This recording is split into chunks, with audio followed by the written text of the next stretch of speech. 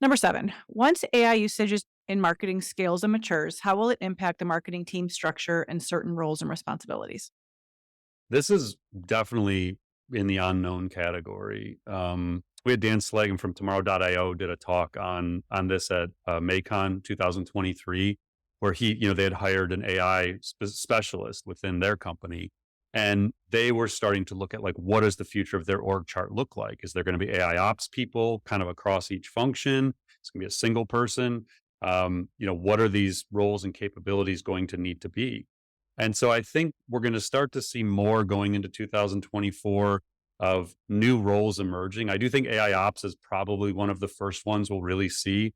We've seen this at one healthcare company that we've talked with, where they took someone who was a project manager who's been there forever, and they moved her into an AI ops role. And so I think you're going to see a lot of that. People who have the domain expertise, have the comfort level within the organization, especially big enterprises where you understand the procurement process, you understand everything about the strategy, and there's going to be these new roles that emerge for people who really grasp AI, deep competency in it, are comfortable working with and talking to these vendors, are comfortable leading onboarding within their organization. So if you go get, for example, like Writer, is it writer.com, I think? Yeah, Mhm. .com. So if you go get Writer and you infuse Writer into your marketing team, there's all kinds of change that needs to happen. It's not just, oh, great, we got a writing tool. Someone needs to teach that. Someone needs to maintain the prompt library. Somebody has to do the brand style guides. Like there's all these other things that go into enterprise adoption of these tools, and nobody's really trained or prepared to do that. So I do think that we'll see new roles being created due to AI. It's hard to project what those will be. But I often go back to like say, imagine like marketing in 2005, 2006. We didn't have mobile, we didn't have social really, we didn't really even have content marketing the way we know it today. And think about all the roles within your team today that didn't exist in 2005. Like they just weren't even possible because the tech hadn't really been diffused across society yet. I think that's what we're going to see in the next 3 to 5 years is just all kinds of new roles created. And then what does that mean to our org chart? I really don't know yet. I think you'll see a lot more chief AI officers in companies. That's probably going to be a role we'll see a lot of.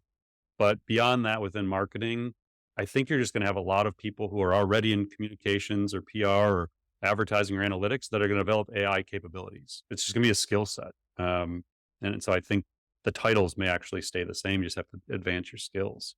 Sure. So how is this different from, say, you know, getting a new CRM or getting a new piece of big technology? What's the difference, or is there a difference?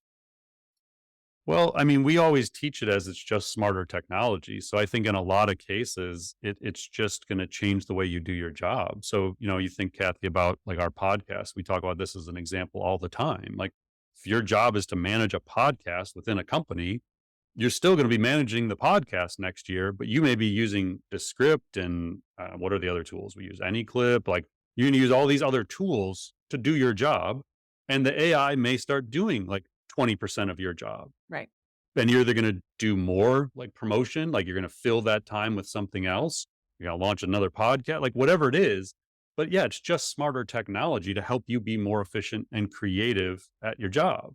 So there, I think people overcomplicate it sometimes, thinking of it as like this whole new shift and everything, which it sort of is, but in a simplest way, it's just smarter technology. Right. I mean, it just makes you wonder if like the term artificial intelligence is this roadblock and people just can't get past that when really they need to think about it differently.